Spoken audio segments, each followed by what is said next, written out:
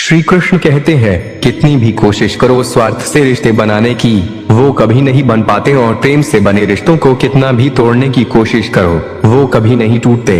श्री कृष्ण कहते हैं कि जन्म लेने वाले के लिए मौत उतनी ही निश्चित है जितना कि मृत्यु होने वाले व्यक्ति के लिए जन्म लेना। इसलिए जो अनिवार्य है उस पर कभी शौक मत करो। हमें कभी उस मनुष्य पर भरोसा नहीं करना चाहिए जो वक्त के साथ अपना स्वभाव बदल लेता है। श्री कृष्ण अच्छे लोगों की परीक्षा बहुत लेते हैं, परंतु कभी उनका साथ नहीं छोड़ते, और बुरे लोगों को कृष्ण बहुत कुछ देते हैं, परंतु उनका कभी साथ नहीं देते।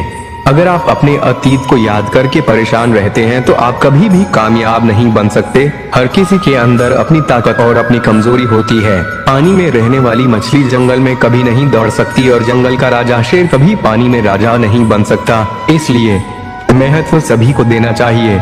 इस जीवन में जब कोई आपके बारे में बुरा कहे तो परेशान नहीं होना चाहिए, क्योंकि उनको आपको महत्व देने का कोई और तरीका नहीं आता।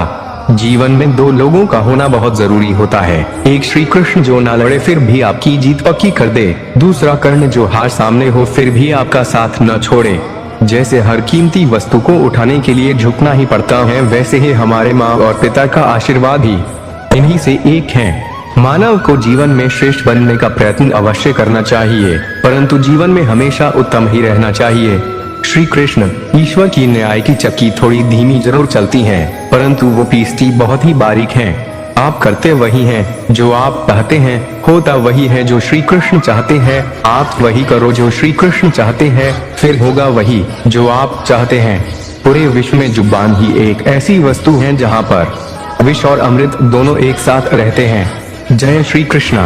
अगर कोई मनुष्य शिक्षा से पहले अपने संस्कार, व्यापार से पहले अपना व्यवहार और भगवान से पहले माता पिता को पहचान ले तो उसकी जिंदगी में कभी कोई कठिनाई नहीं आएगी।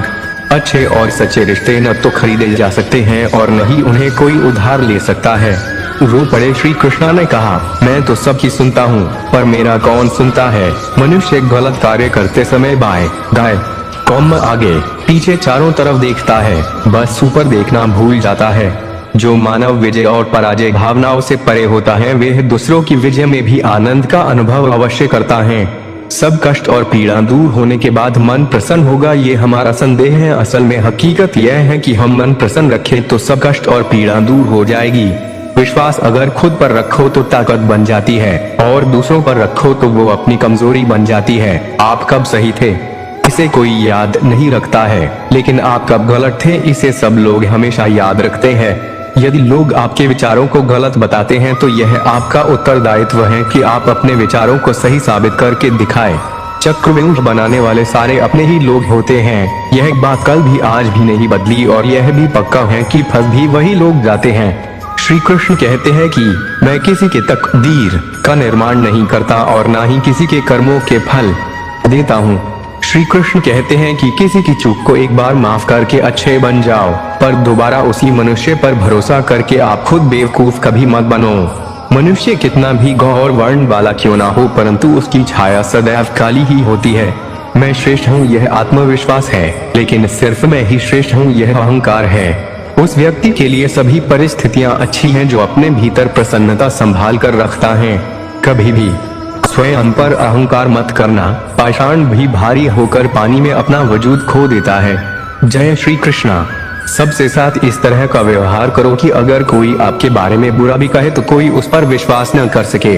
समय जैसा भी हो, अच्छा या बुरा, एक दिन बदलता जरूर है। अपने अच्छे वक्त में कुछ ऐसा गलत कार्य मत करो कि आपके बुरे वक्त में अपने लोग आपका साथ छोड़ दे। यदि आप किसी के साथ दोस्ती नहीं कर सकते हैं तो उसके साथ दुश्मनी भी नहीं करनी चाहिए। जय श्री कृष्णा। हद से ज्यादा सीधे साधे स्वभाव वाला व्यक्ति होना भी ठीक नहीं, क्योंकि वन में सबसे पहले सीधे पेड़ों को ही काटा जाता है।